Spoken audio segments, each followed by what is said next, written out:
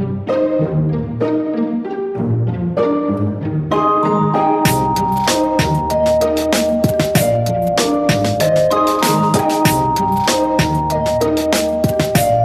I want to show you a pro game. Hooray! I got one big smile and one oral confirmation. Perfect. I'll take it. So in the, you can look up sort of Go ratings for the top humans at any point, and I generally check up on that, every month or two. And Park Chung-won, still currently number one. He was number one for a long time, right? Top Korean pro. He dipped down to number two for a while. Do you guys know the player who overtook him? Kudje. So here, I'll just, you guys don't know anything. Just give you a little more back. Park Chung-won, when he became number one, quite a young Korean fellow, early 20s, became number one. Very strong counter-attacker. His play is very solid. You come a little bit too far, right, he was going to trap you. That was sort of his style. Kudje was, teenage phenom kid who just wanted to fight everywhere and kill everything, and kind of did. And he was the one who really, after Lee Sedol played AlphaGo, Kudje was the one, well, AlphaGo wasn't playing me, I could beat it. He was the punk-ass kid who was like, come at me, AlphaGo. And since then, he's sort of backed away from that. Currently, the number two player, because Kudje has even fallen, after AlphaGo, Kudje's kind of just been in like a rut. I think he's down at number four. Is Mi Yuting, who we've actually done a couple classes on. Mi Yuting, very strong, again, young Chinese player. And go back and watch some of the old Mi Yuting videos because I really like his style. Mi Yuting is currently number two. Number three is an 18-year-old Korean kid named Shin Jinseo. And Shin Jinseo, he's just been on a rocket, right? He just keeps winning games like crazy. To the point where basically in the last 5 or 6 years, he's gone from nothing to, number three. And he's 18 years old. Welcome. So for me, this is, of the players sort of in the top 10, top 20 list, if we're looking at players who are really going to keep improving, Shin Jinseo is top candidate. So I really wanted to look at one of his games today, because I want to say you saw him here first. So, in another 2 or 3 years from now, when we're talking about Shin Jinseo being the number one player, you'd be like, I saw him here first. Where do you find these games? Where can you download them? So in general, I'll just go to Go4Go. You have to make an account, but it's not a big deal. Sure. So if you want to get lots of games, that's a good place to start your search. Sure. The iPad app, the Smart Go Kifu, also is regularly updated. It's regularly updated, but it's not up to the minute updated. So for this game, I did go online and pull it off Go4Go because this is like the last game he played, which is from some tournament, and I don't remember what.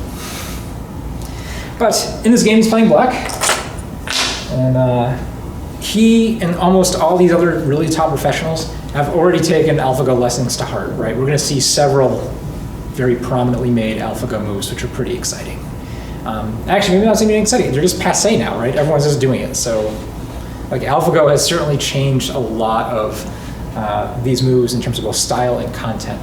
Like twice in this game, we're going to see shoulder hits that 10 years ago we would be like, I don't know if it's the right time to shoulder hit. No, you shoulder hit, just plop a stone down. And especially these corner enclosures are going to be a little bit. Well, you'll see. We got move 5 coming up. Because move 5 is right here. And so, again, we go back 10 years. This would be seen very strange 10 years ago. Everyone would be like, oh, this is so open. White can just come in here, or even here. Pick a point, White can just invade. Or if you want the outside, White can even start here, and now you feel like you've done nothing, because you still need another move there, right, to protect the corner. Like, this move feels dumb. Is it also weird that it's facing White's corner? It's a little bit unusual here. In that sense, that's a little bit more usual to have this sort of, we're threatening to build a wall, right? If White comes in, we're going to build a wall. So we want that wall facing our developmental side.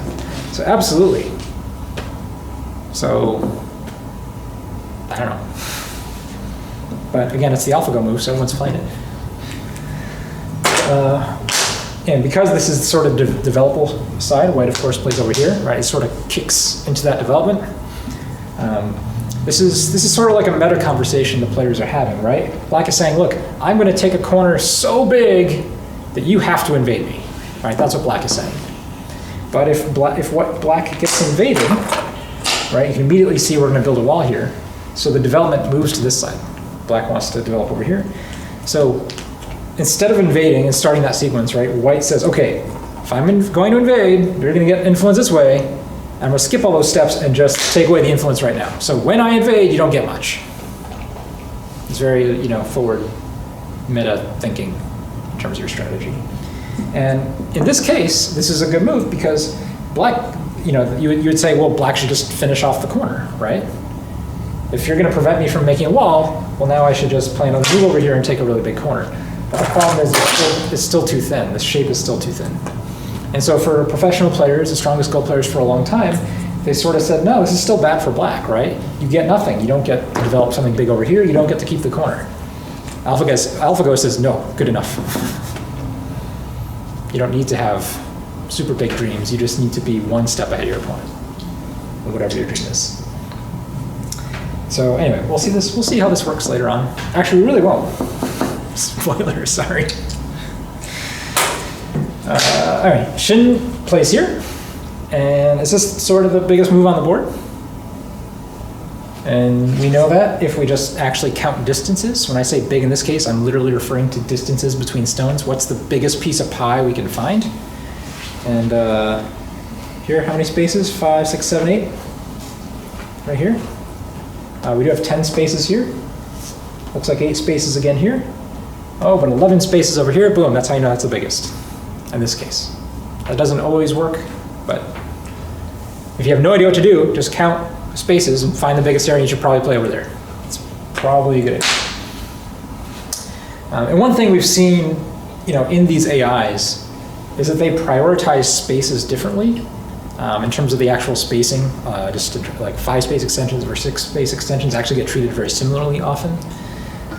But in terms of its very, very basic opening, it still likes playing the biggest area. Like it still thinks that's a good idea in general.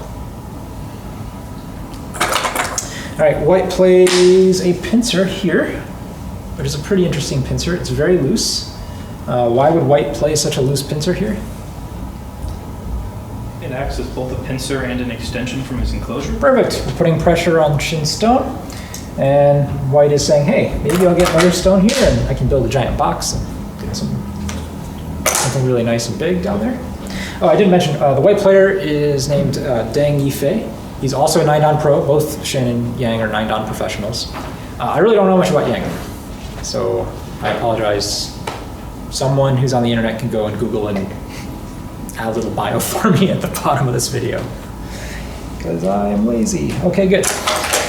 All right, Black plays a very interesting move here. Now, the move that Black plays is seen in some AI games, but the AI in general, its favorite Joseki. And this is certainly true in AlphaGo. It's true in Andrew Jackson's new MiniGo AlphaGo implementation. Even the Facebook AI likes it. This is the move that the robots tend to like. This is the first, this is their default choice. If I'm going to, come against the stone, it doesn't even really matter what's out here. I'm just going to lean on it, like this. And it exhibits this preference very strongly and very frequently. It's very surreal. Whereas, I think for professional players and strong players, we would look at this move and go, look, you're going to build a wall here, but White has already got influence against your wall, so why are you doing this? We would look at it very skeptically. The AIs, they've figured out this is still a good move, even with a stone there. They play it frequently. But it's not what Shin does. Shin plays here. And this, I've actually played this move plenty of times, even in contexts like this. Does anyone know this shape? It's a little bit more common without a pincer stone here, actually. No? No, it usually occurs when Black opens with a 5-3. White comes in like this. And Black says here. And this has a very famous name. Taisha. Taisha, hey! Coming through, Krishna, awesome. Taisha!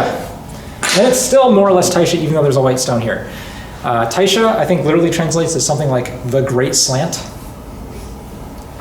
And Colloquially, it's known as the Joseki with 1,000 variations. If you want to play a game where you want to trick your opponent, and this, I'm talking about several hundred years of Go history here, like that is your goal. You want to trick your opponent, this is the Joseki you play. There's a lot of ways to screw this Joseki up.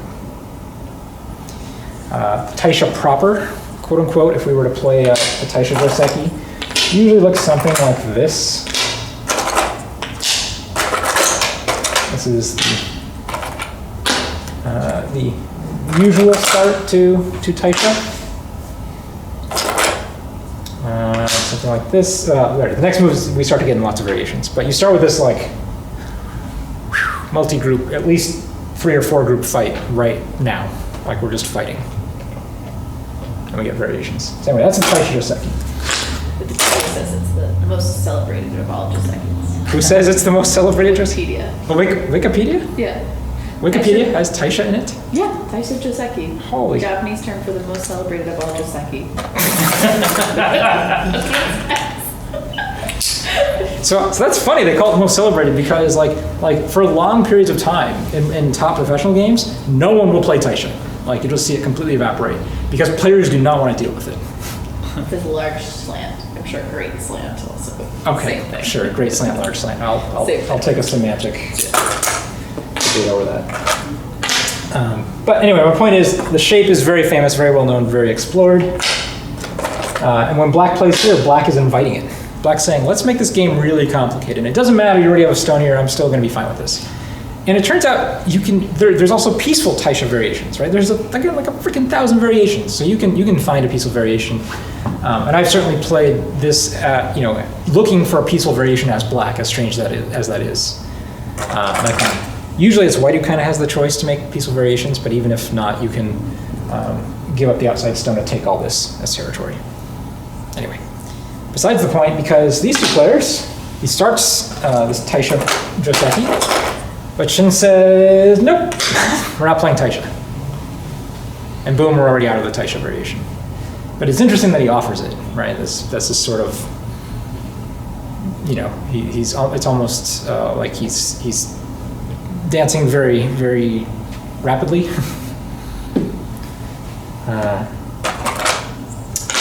White plays here. This is really the main move to consider. If white plays something like this, it feels a little bit pandering to black.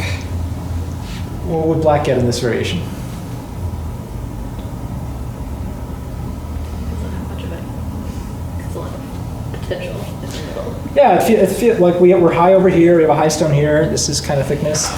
White actually does have a pretty decent move later here to get some more cash. To just kind of solidify this, but white got a corner. It just even like there's nothing wrong with this for white. Like white feels good, but it feels like you're going along with black's plan, right? Getting sealed on the inside seems like it's a bad idea when black has played all these very high stones on this side of the board, right? If black is playing high, if black can get thickness over here, that's worth a lot. So white does not like that. So white's not going to be interested in territory yet. Here. White plays here. Oops, I should turn my phone off. And black plays here, which is what we normally expect. Black's making a base. Now, where would you play if you were white? I'll silence my phone while you guys think about that question. Unless it's my wife. I should check that. Okay, I'm not dealing with that. It is my wife. Okay. 3-3. Hey, this seems obvious, right? There's a problem here. What's the problem? Who can find a problem? You gotta get split in 2 groups. Yeah, the question is, what happens when black pushes and cuts? You're very cut. Hmm? You're very cut. And your 3 stones have 2 liberties. that's really the key part, is that these 3 stones have 2 liberties. Because white, the best move for white right now, if white has time to, like white would just love to start to cut here, right, and kill everything. If white does that, what happens? Ladder to doom! In this case. So white doesn't have time to do that. Oops. White would have to play something like this. But that feels awful. What if it went down? Is that a little better? This way? So this way, Same diff. they both feel really bad. Actually, I don't know what the best answer is. Because this might even black might try to make an exchange here first before extending. Let's say it's difficult, and it's really not going to happen this game, so I'm not going to review it right now. Okay, fair. Good. But the conclusion I want to give you is that black is already at an advantage because he owns the ladder. Right? So in variations where the ladder matters, they're usually bad for the person who doesn't have the ladder. So we're just going to make that assumption here and move on. But it's something you should still worry about. Oops. So even though this is like the natural big move, you're playing a very dangerous game. And you have to be really up on your reading and fighting skills in order to play this move here. You got a little extra stone down there. I do? It's a double stone at the lower left corner. Oh, ha. Thank you.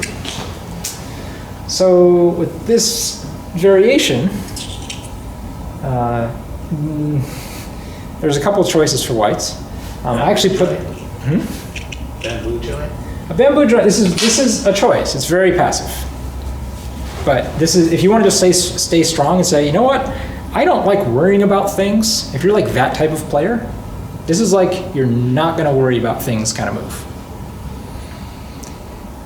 That being said, you're not getting a lot because black more than likely will play here on the next move. You do actually have you have some aji here. This cut doesn't work yet, but it can work in the future. So black, like these 2 stones are dead right now. You can get a couple free moves on the outside. So white has some options, but right now this feels pretty good for black. Like you haven't made any points. This stone is still kind of free. It's under pressure, but it's not dead. But it doesn't have any liberties taken away. So it feels a little passive. I'm gonna give you another choice, and this is I actually put this into Leela 0 before coming here, and I want to know what Leela 0 would do at this move. The robot likes this move. This is a little bit more active. It's very similar to the bamboo joint. It's also a little riskier than the bamboo joint too, right? You're giving your opponent a lot more options to get free stuff or poke or make mischief. But neither of these are what Deng plays.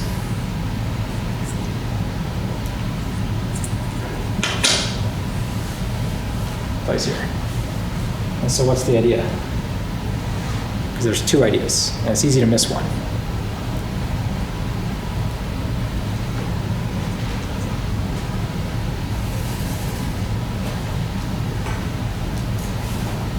Keeping access to the center. Okay, that's not what I was thinking, but sure, let's go with that. That's good.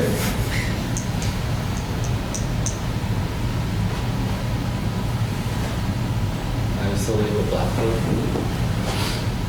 Like this stone? Yeah. Yeah, like. Let's not bad. If we can play out, we don't have to play that close necessarily. All right? Yeah, we're going to pressure this stone. You're gonna say, okay, you want to live over here? Great. I'm gonna make my own little happy area over here. Protecting that cut. Pushing this cut. How does this protect this cut? Now you don't have 2 liberties. Now you have 3. Now you already have the stone there, right? And push cut, so we're not worried about the ladder. We can just continue with the fight. Good. There's another thing you're missing out on. You guys remember this cut? What happens now when white cuts there? And black just thinks he kills.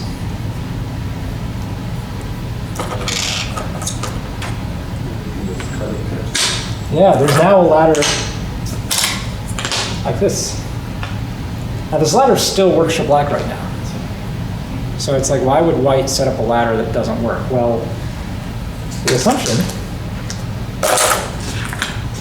is that even though it doesn't work right now, we're still really early on in the game. And as long as white is safe, right? White is out, we're gonna eat a stone. This area of the board will become less valuable, just naturally, as people play more stones there. And so eventually there'll be some point in the game where a move over here gets really valuable for white and we'll break the ladder and all of a sudden we can get more value. Like this is a very strong move to both, like we noticed, to get out, put pressure on the stone, but also to set up this ladder. That's the real meaning behind this move. It's looking at this cut. And hold on, I've been playing this game from memory for a while. Should catch my iPad up. So black is looking at that ladder as well. Like black knows what's up. You know, Shin, he might only be 18, but like he can read a Go game. And so how do you think he deals with that? If your opponent was setting up this ladder sometime far into the future, do you just go and like start playing ladder breakers, being like, ah, you can have a ladder breaker over here.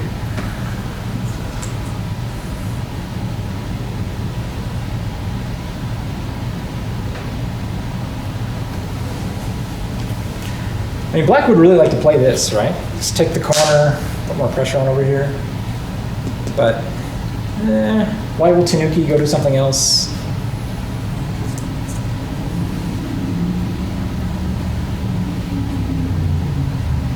Like both, do you guys feel the power? Like both players want to play this point. Like both play. Like this is just whoever gets this point owns the corner, right? All those corner points. So just minimum, without any consideration for any other value in terms of base making or endgame, is this worth flat out 10 points, right? It's either 5 points for me or 5 points for you, period. That's a 10-point move plus all these other strategic considerations. So this is a huge move. But Shin doesn't want to play it. He's like, I see what you're doing. Far off into the future, you got this ladder thing in mind. I really want to take the big point, but I don't want to worry about this.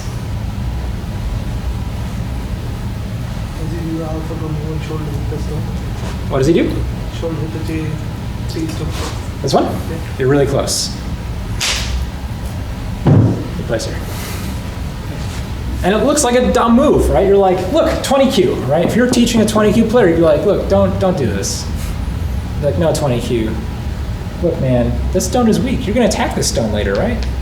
Don't go touch it. You're already kind of strong here, right? It's like you're lunging into this weak stone. It's just gonna grow.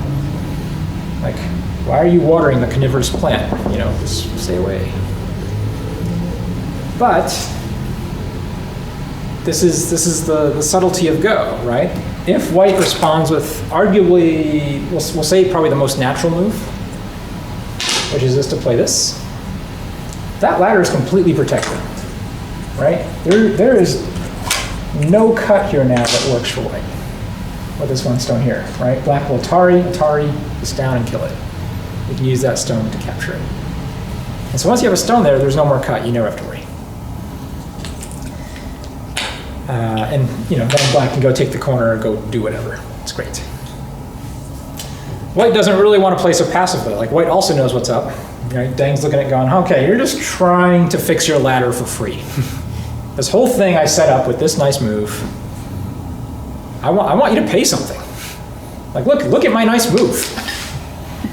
Right? It was so nice. I'm reserved. I'm thinking about this cut. You need to be thinking about it too. And so white says, okay, we dance. We need more pressure on you. You are not getting out of this. And Shin plays arguably the most violent looking but calm move. Are you guys scared of crosscuts? That's a big and not. Oh, you can't be. And in this case, I on my own before I came here tonight, I was looking at the situation. I'm going, okay, what's like the most violent outcome from the situation? And the short answer is it's really hard to find one. Like in this particular crosscut, for whatever reason, given the placement of these stones, it basically has to end peacefully rather quickly. I think the most violent variation I found was, I think white just extends here to start, and black does something like this,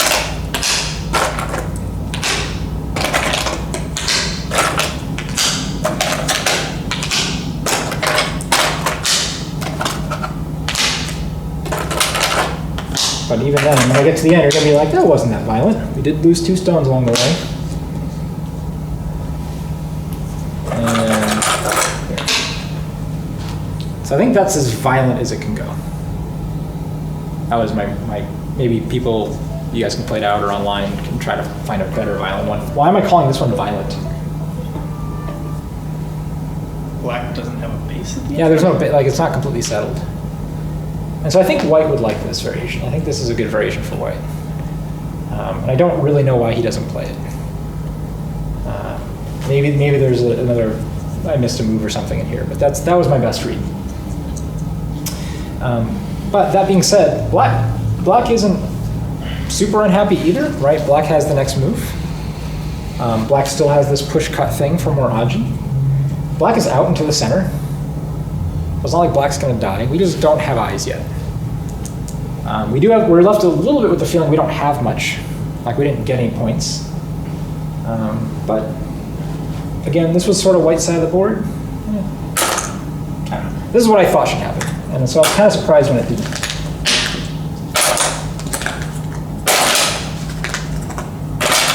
Let's go back here. Back to this attachment. White says, F you, I'm not your water boy. And white plays this way. And usually, when you're in a crosscut situation, when you see someone Atari, that usually implies that we're gonna have a nice afternoon. That's kind of weird how that works. Like, usually the more violent moves are when you just make yourself strong. This is like making yourself ready for the fight. Versus, let's just settle this, guys. Here, let's just throw. It's like they're just like winding up for a big punch versus just jabs. So this is just a little jab. They play this out, and you can even see a couple. A couple variations forming here. If white connects, what happens?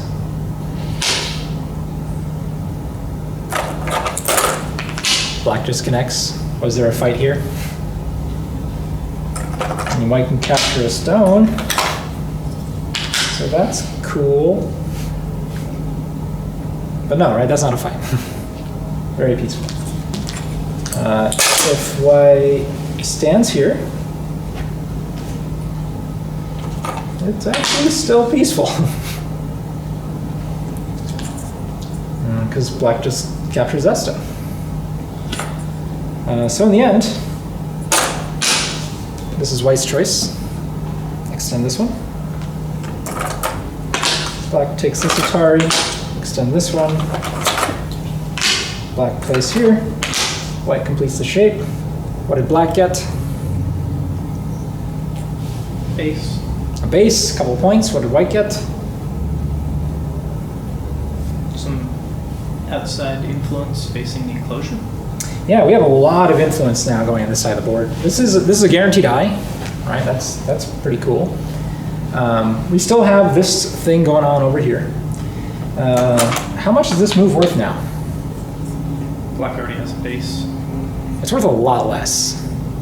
And so I want, if you learned anything from this game, right? Like here's one more simple lesson. Once this area settles, this is really just points for black. It still could contribute to a base for white. But even then, white doesn't really need a base because can black cut off this group and this group? Like how would you cut it off? Like here? Here?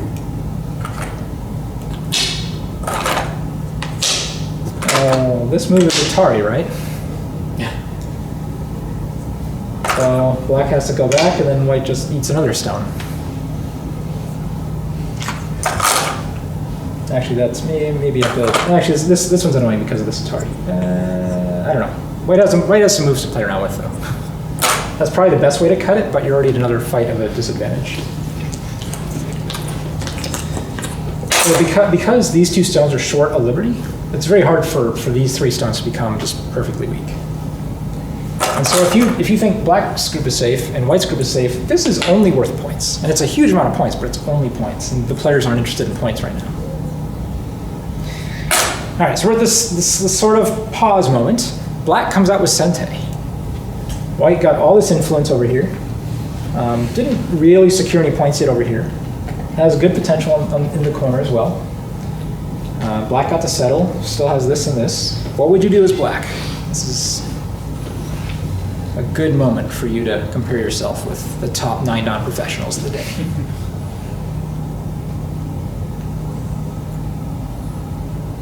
This is where we separate the lemmings from the leprechauns. That's not a real saying.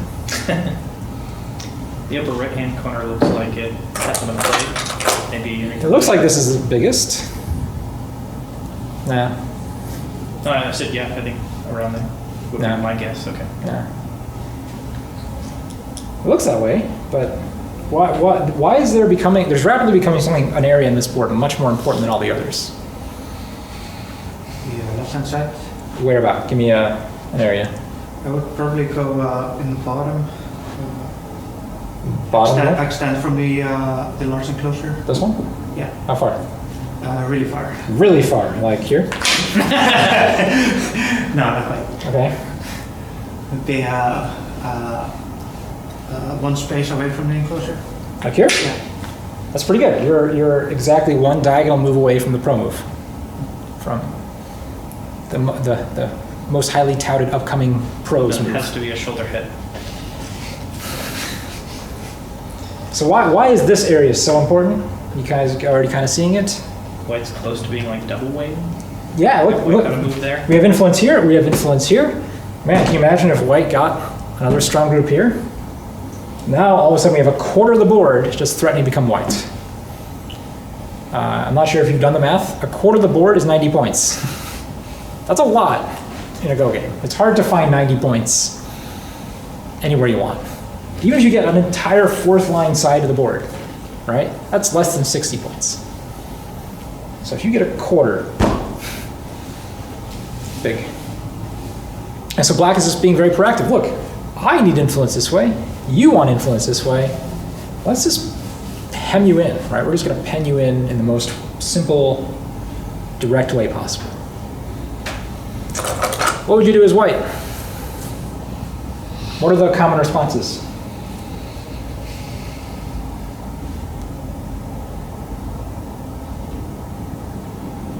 Pincer? Yeah, you can say, you know what? You came close to me. It's time to fight. Very aggressive. Really hard to pull off. Because black's immediately going to go, okay, let's fight. And between not having enough other white stones in this neighborhood, between having really just this one friend backing this one stone up that just got attached to, and between this area of the board being a little bit too open, it's really hard to be profitable as white in this case. Like these 2 black stones sort of have too much momentum. There's too many areas for them to mess around with, find eyes, connect, do stuff. This is the type of move you do when maybe you're a little bit stronger.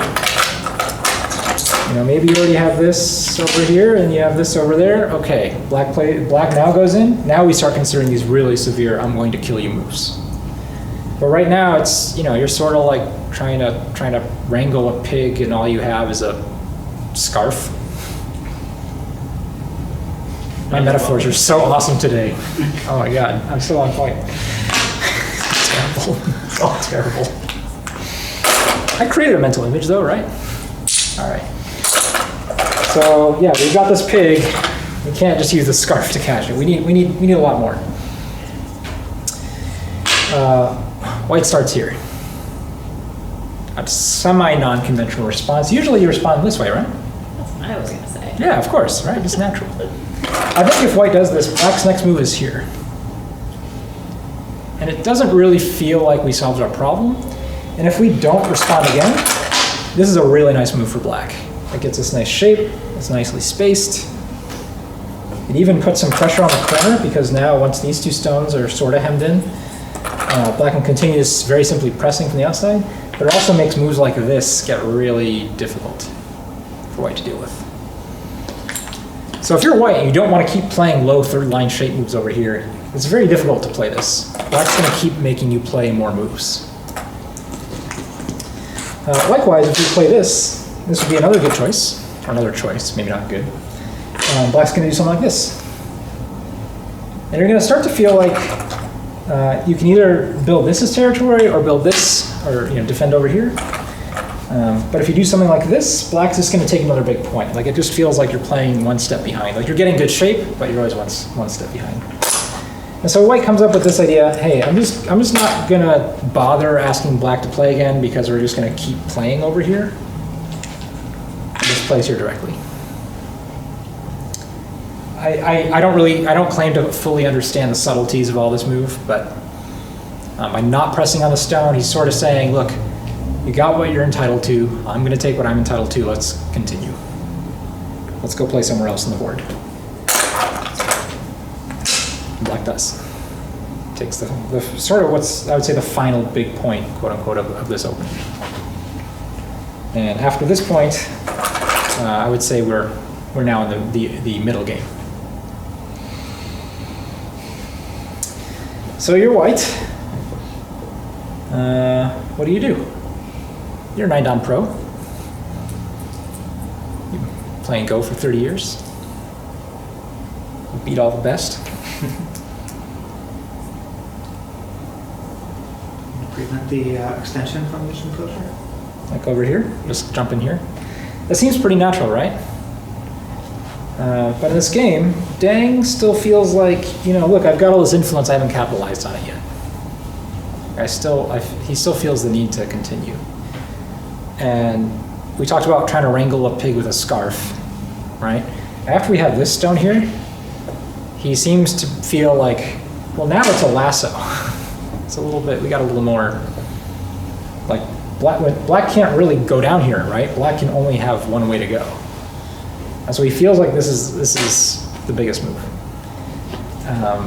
When I was putting this into Lila Zero, I don't think Lila Zero liked this move at this time. I don't remember what she did like, but I think she thought that might have been a little, like a hair too slow. It certainly feels a lot like white is investing a lot in killing the stone, but how heavy is this stone?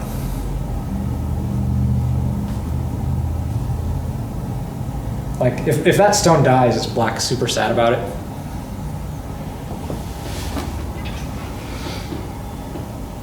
Depends on how grand a scale it dies on.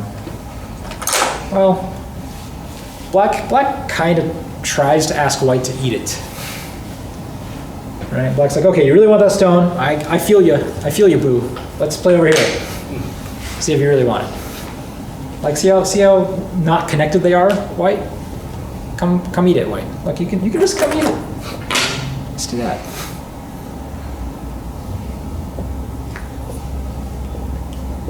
So when you have these stones that are almost dead, right? They're really fun to annoy your opponent with. You're like, did you really want that? Well, take it. White plays here. This is a common Joseki, although in this case it's a little bit strange looking. And then black plays a very fancy move. And this is a very cool shape if you've never seen this shape before. What is black trying to do? Make Sibicky. Make Sibicky. In other words, not die. Is there any place for black to get two eyes over here or over here? Nope. So what does black have to do? Run. Just run. And we're going to do it in the fastest, most non-committal way possible. And so we see this is actually a shape that happens in Joseki, which is pretty cool. Plays a little bit out of order in this case, but that works. If you're white, can you attack this thing?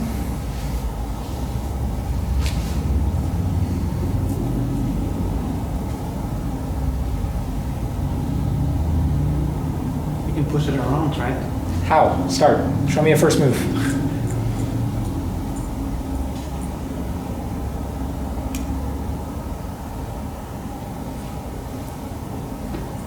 N9? N9. Yes, that looks like the best way. That looks like the most natural way. But there's this Aji, and then there's this Aji, and then black will just sort of jump out and start almost making eye space on you. So I think I would have a hard time as either player in this situation. It's, yeah, these shapes that are just, they're just very airy. Right? They're like you have, if you come after them too closely, it's like grasping at the wind. That was a good analogy. I did something right. Right? Like if you do this, black's gonna be like, great, perfect. Do you really want the stone? Do you want to cut me? What do you want here? Oops, sorry, black stone. Like if white just is like, I want to cut you. Black goes, great, you can't. You can have one stone. Black will just give up. It's a very lizardy shape, right? Just give up the tail. Whatever, if you come after this thing too closely. And that applies to this side as well. So this shape can only really be attacked at a distance on a large scale. And even then, it's still really flexible because you don't know where the eye space is or how the eyes are going to work yet. It can make eyes, but it's got some Aji to work with, and so until that Aji gets satisfied or solidified, we don't, it's very difficult. So at this point, white finally comes back to this side. And you could say, well, that's too small. But white has this idea, and I think, and again, I'm trying to read, the mind of someone who's smarter than me at this game, which is, you guys have tried to do this before. You ever play a stronger player? You know how this works. White is like, okay, I'm going to attack this thing, but I'm going to do it on a global scale. We got to think about this thing really big. And so in order to attack this thing, what I need to do is to start taking away its friends. And if we can solidify this group, all of a sudden when this thing runs, it can't make use of the stone. It can't go this way, use this Aji, and have some place to go. I'm already going to take that escape route. If it's going to run this way, well, hey, I can make some points over here, so that's pretty cool. But we have to be patient. We have to play some other parts of the board, and let's just focus our energy as building this big thing in the center, and playing this giant diabolical trap. It's sort of like you watch those cartoons where the evil villain is like, and then we'll do this, and then we'll do this, and then the world is ours, right? There is this like domino series of outlandish events that will happen that will lead to this one, innocent death. So we're gonna start there. Black goes, oh, that's great. Shin Jinseo is like, I know what you're up to, that's fine. I'm just gonna take more points.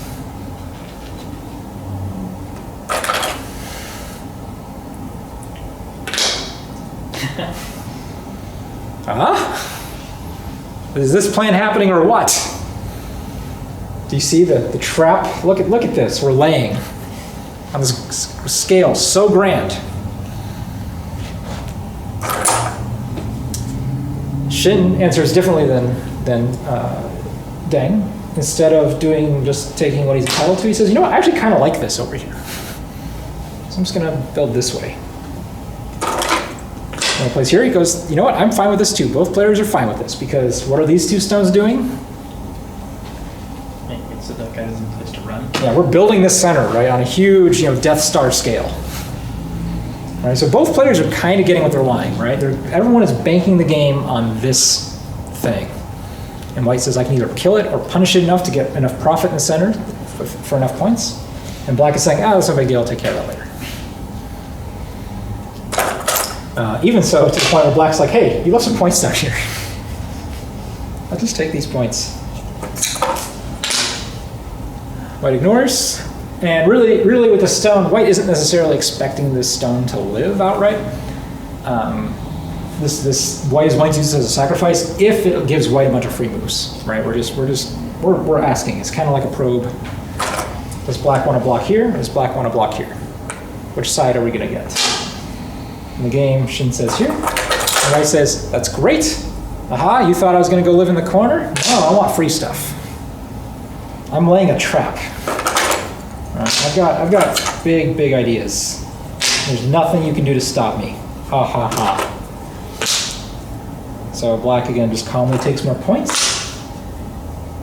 And here and here. All right, so black, now we just solidified even more black territory. White got a little bit stronger on the outside. White plays another move now. Now that we're stronger, let's now fight over here, over these. Black's like, oh, I'll just take my points. Oh.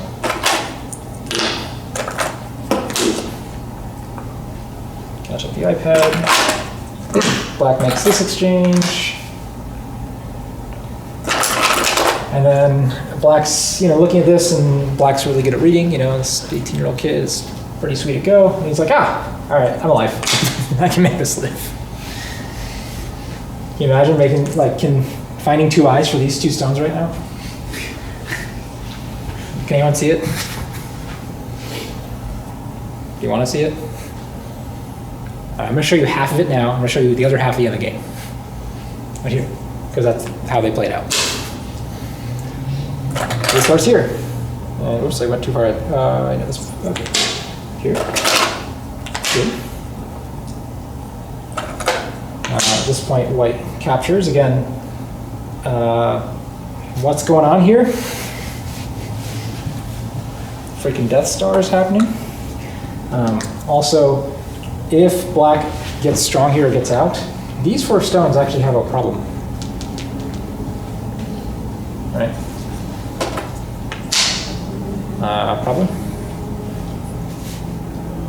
Cut, Atari here, connect, cut. Something is either black's gonna get all this or these or something. There's a weakness here. All right, white just says, no, I'm laying a trap. This is fine, I'm fine. White plays here, right? Threatening to just, take all of that corner. Plays here. White plays there. And black goes, aha, I'm alive. And white asks one more. And actually, yeah, this is not even, this isn't even asking, this is just alive after this move. This move is not even threatening to kill it. If you don't play this move though, black can Hane, Atari, cut through. So this just perfect everything. All right, and so the bad news for white right now is that if white has to play this, what does that give black time to do? Help that group that's floating. So how do you feel as white?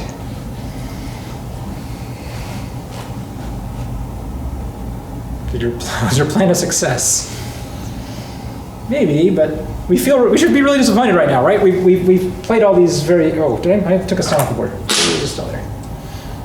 We played all these moves here, right? To start building something big. And our opponent just made shape where we were going to attack him really severely. Well, have no fear, we can still attack. And this is quite a few. If white gets all this, that's a lot of points. Now, granted, white gave up a lot of points here. But this is bigger than this, right? And this is probably about as big as this. This, let's say, is Comey. So it's a game.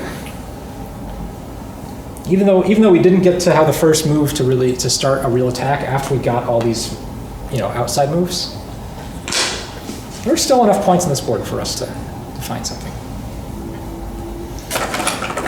All right.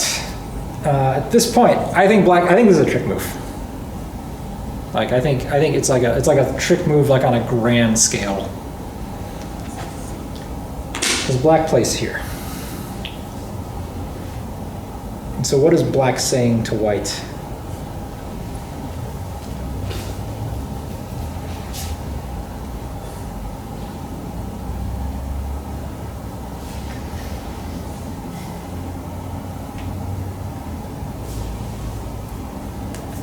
What do you think white is going to do?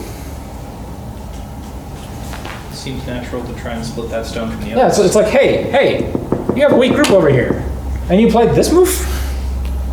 Do you know this stone is not connected to your weak group? Do you know that? Like, this doesn't help?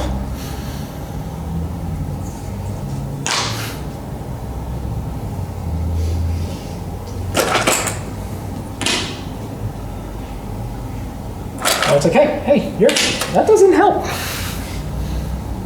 You're gonna die. Black plays here. White has a couple choices. Black plays we'll say the one that just makes sure the stone is dead. But that gives Black another free Atari. And then plays here. And so what happened? You got pretty far into the middle. Yeah, this area that White is saying, oh, by the way, I'm going to make 30, 40 points in the middle. Don't worry about that. Black's like, okay, I'm going to take this like just jalopy of a group, right, with 3 tires and a broken horn. And we're just going to drive it, just down the middle of your palace. We'll see if the guards can catch up and catch me. And so what was the point of this stone, right? It just died a tragic, Shakespearean death here. Is it decoy? Yeah, White had to spend an extra, move to capture it. And so in doing so, we ended up getting out quite easily. I kind of think, so for me, in the end, I'm looking at this and I'm like, this is kind of a trick move. If I were playing, surely I would not fall for such trickery. Would I? Yeah, I would. No, I wouldn't. No. I think what I would do is I would play this. I need to look this up in Lila Zero to see if Lila Zero likes this move. But I really like this move here. Protect your center. Yeah, well, here's the thing. It's really daring that broken down car to drive into the center, but the shape is so much worse. Like if Black wants to achieve the same plan, he has to play a move like this, right? This should make you feel ugly. Like if you don't feel a little ugly on the inside as Black, you haven't reached this, you haven't died enough, in enough Go games. Because how many eyes do these 2 stones make or can ever make? Nothing, right? So yeah, if you want to run this way and you want to drive now, we're driving much slower without eye shape or eye space. That seems cool. And so Black would be much more likely to just, okay, no, you know what, never mind. I'm just going to come back over here and connect to the stone that you said I couldn't connect to. But that's not really a problem because I'm just going to play here now. And now, after this move, if Black tries to come in here, I'm going to go, you know what, I'm just going to take what I want. And look at this stone.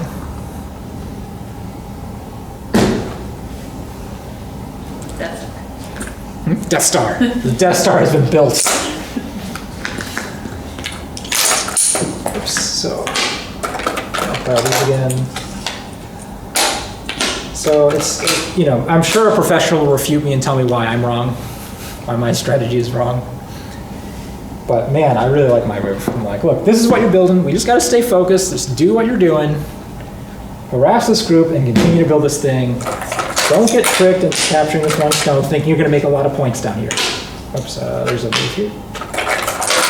This is slightly out of order, but that's the same sequence. And at this point, I did put this in Lila Zero. Lila Zero hates the what next white move. This is the equivalent of like a robot just slapping its forehead. Because at this point, White plays here. Thinking he's going to cause some serious harassment to this group. Pop out the eyes, force it to run. But again, the forehead slap kind of results from the fact that it's too late now. This is no longer worth it. You need to go do something else. In particular, Lila Zero is like, okay, that's you lost that fight, right? Like you got some compensation, but you really need to come over here and break this up. Because if the end game, if this is about as equal as to this, and White and Black kind of split points here, you can probably still make enough points here with plus Comey to counteract these 2 territories. So the robot's like, here, just break this up, go over here. We'll make this down to like a 1, 2, 3 point game, really close game, and we'll try to eke out a victory. When you're doing this is like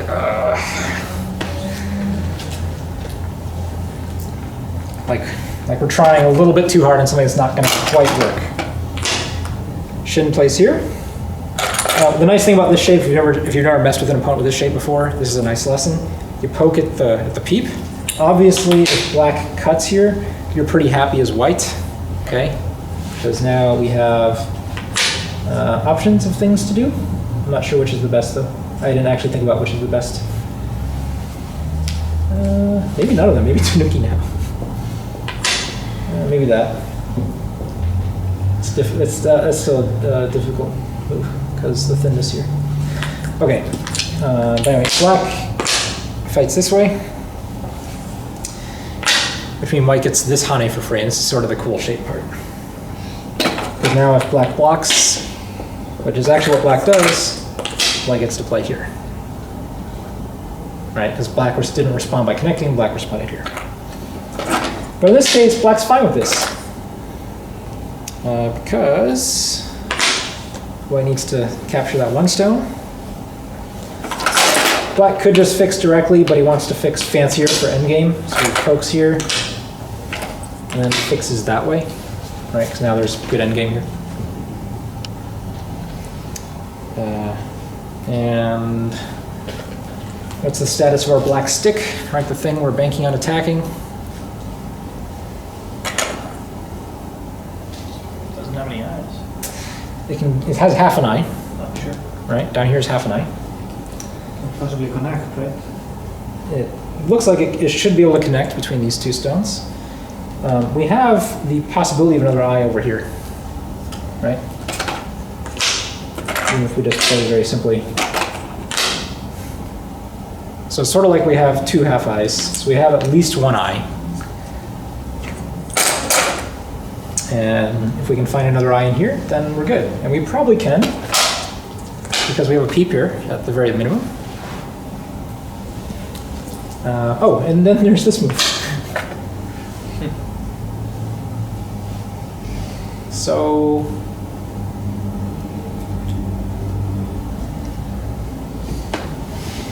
we're not going to be able to attack this stick very strongly.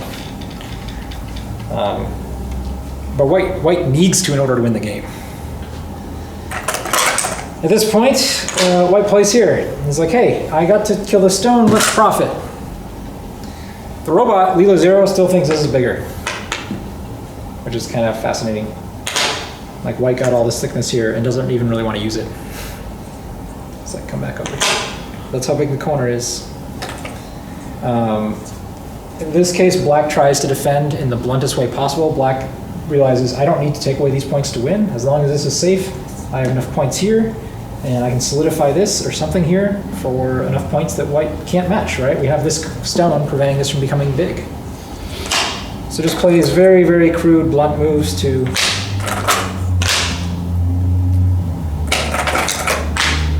basically keep white low and build ourselves. All right, you ready? White's looking at this board and going, I need more points or need to destroy a bunch of my opponents. Let's dive in.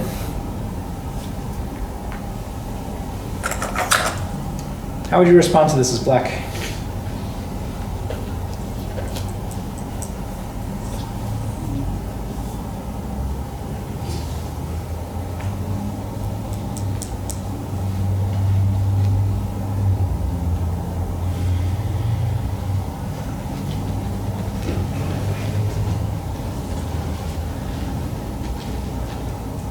Can you just clamp it and be happy on both sides? Close. How about that one? Yeah, this is a good move. You don't really care about this, right? Like this isn't. Look at all the points you got here. This is a huge corner. This is a huge corner. You got a little bit over here. You got a little bit over here. White has one huge corner. That's pretty medium size. Maybe medium sized. Depending who gets the next move. So, what, black, even though he's young, he has enough intuition to know he's not behind. He can just take enough points and have enough to win the game. White tries more. Let's just poke at some defects. And again, black doesn't respond passively here. He first starts asking, hey, if you're going to come in here, I'm going to come in there. White goes, Black says, White says, Here. And so these are dead.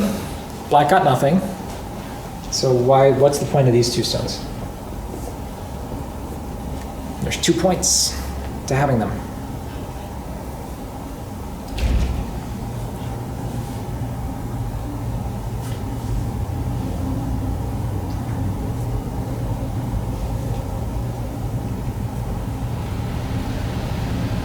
There's 2 reasons to have these 2 stones here. At least 2. Nothing? Melanie? I knew someone was going to say co-threat. I just wanted to slap him. No! Take away a liberty from the 3 stones? The 3 white stones? These? Yeah. Yeah, when you play this is a good endgame. You play here. White block's here. You get to Atari here. And why not to connect like this? And at this point, you don't even have to come back and connect. I mean, it's really big too, but if white plays here, there's actually a ko.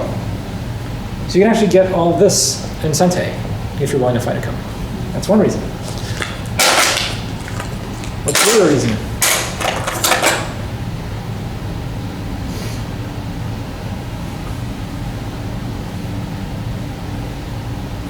Oh, here's the question. Who is in control of this part of the board right here?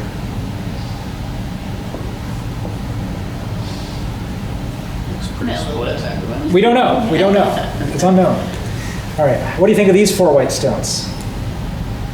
Do they contribute to being in control or having influence over these stones right, or this area right here? Yeah, Yeah, you would say, yeah, of course they do, right? a little bit. But what did having these 2 stones here do to that fact?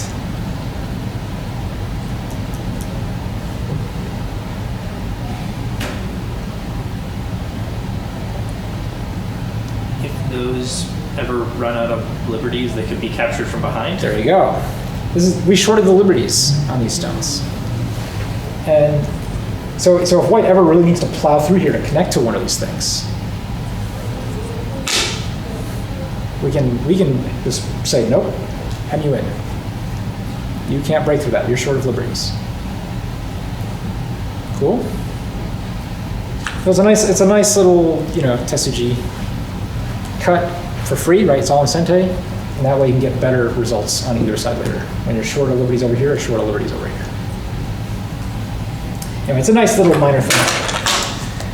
White tries this, and black counters with this. Super dangerous, right? Oh wait, no, did I miss a move? Sorry, it was black's move. Black tries here. There we go. And again, you can already see, right? Pushing through is hard when you're short, a liberty or 2. Now white plays here, black plays here. This is kind of a cool little sequence. Most of the time you guys would block here, right? Shin plays here. The problem, or one of the problems with blocking has to do with this cut and this cut. And so if white has time to get strong, there's 3 cuts. And if you start filling them in, white's going to live in your corner. Or at least make go. So black goes, no!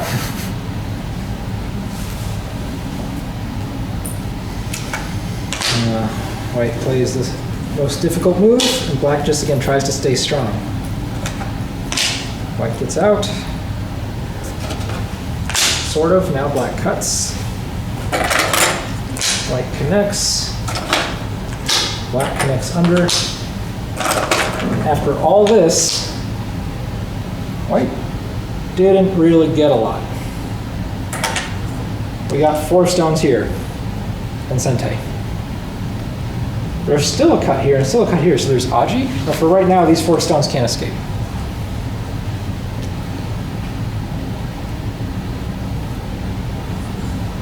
But there are. It almost looks like they can. Let's see. This is kind of a cool way. This is I'm fantasizing. We do this. There's this. Maybe there's a cut here. It doesn't quite work. I don't know. I'm trying to. Oh, there's just a ladder. Never mind. That's just a ladder. That works. But I can't do any of that. Ignore it. Ignore everything I just did. I was fantasizing. Here. What's the response? Just here?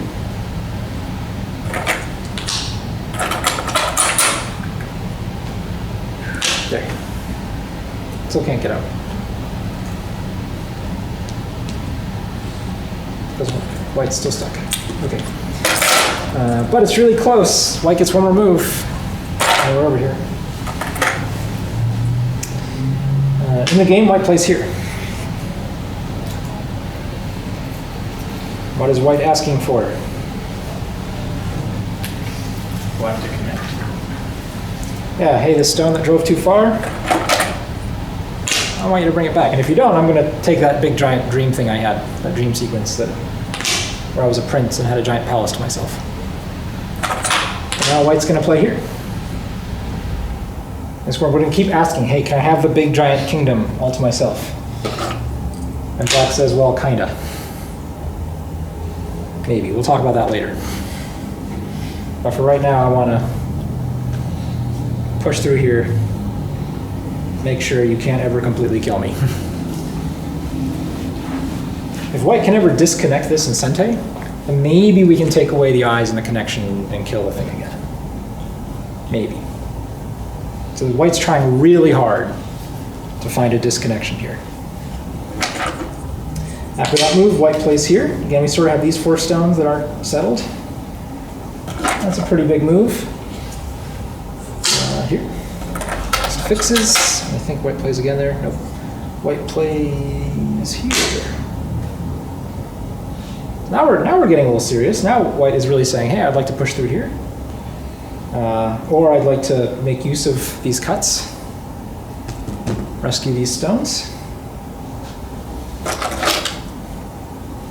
Black says, I don't want this group connecting to friends. I don't want you making a bajillion points here. You can do something over here. I know you can. And so white starts. But black is keeping the eye on the bigger side. Like white's working really hard to get something to work down here, right? With all this sort of crappy aji. We'll stay strong. White has time to play this right now. Let me just play this out so they can show it. They're very kind. They show you how this makes 2 eyes, actually. Because this is, if you're going to kill this, right, you would start there. Makes sense? They are 2 kind. Here. Starting to connect. Connect. Oh, no, it doesn't connect. Sorry. Later. Continues pushing. Why would white do that then? Or white do this? Yeah, the whole like chuck a stone up in there. So this is, first of all, it's good endgame because this sequence reduces this territory to virtually nothing. And second, I wouldn't be surprised if it was time Suji. Okay. I don't really know if there's another significance. Sure. That's my gut feeling. Sure. White is trying to find something to work down here. And he's doing a lot of reading, again, in the placement of these stones to figure out, okay, how can I, resurrect these stones and reduce this and kill something? So Dang is working hard. I'm going to assume it's time Suji. When white plays here, black says, yeah, you got me. I'm just going to connect. If black says, hey, I want to, kill you. There's this Atari. And then this move. And the cool thing here, right now black is still winning this capturing race, right? It looks like 3-2, well, essentially 2-1 liberties. This isn't a real liberty. But with white Sente, white can come back and play this now. And this, between this stone and this stone, this is how white has managed to prevent himself from getting shorted liberties from these two stones. Like, again, this is how hard he's working on the reading, right? So I don't know what the game clock was like at any point, but when he was playing these moves, I'm assuming he was taking a lot of time. And on the next few moves, he was looking at his clock going, I'm running out of time. And so hence the time suji. Is the sequence of events. Anyway, that's what he's trying to set up. But when white plays here, black's like, nah, we're not doing that.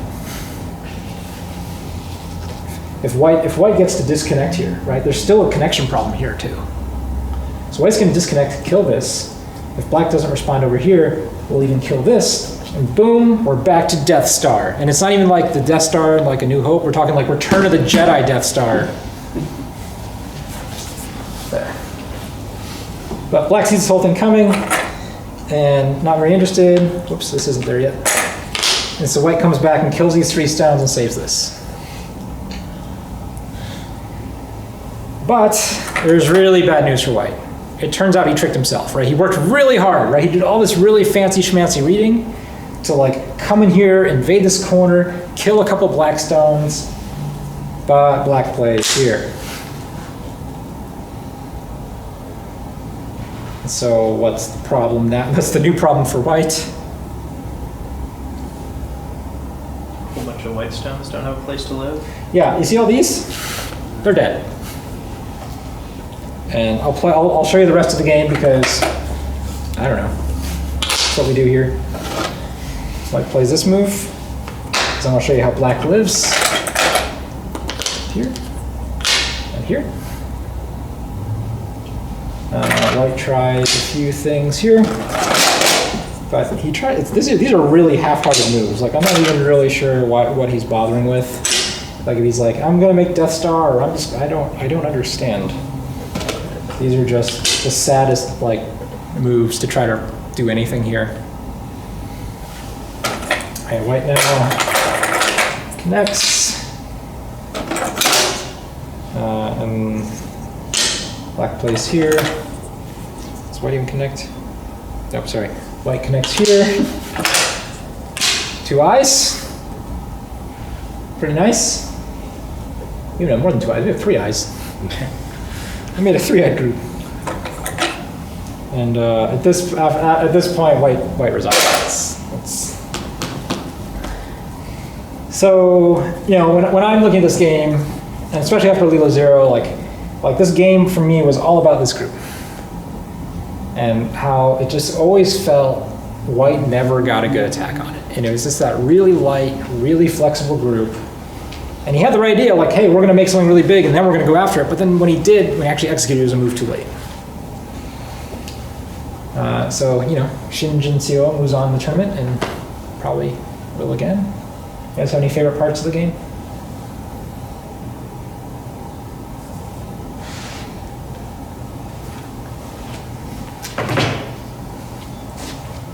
Like, I thought this stuff was cool, but it was missing the point of what was important. So again, to the 18-year-old's credit, he didn't get bogged down in all this reading. He was just like, oh yeah, you can have that back.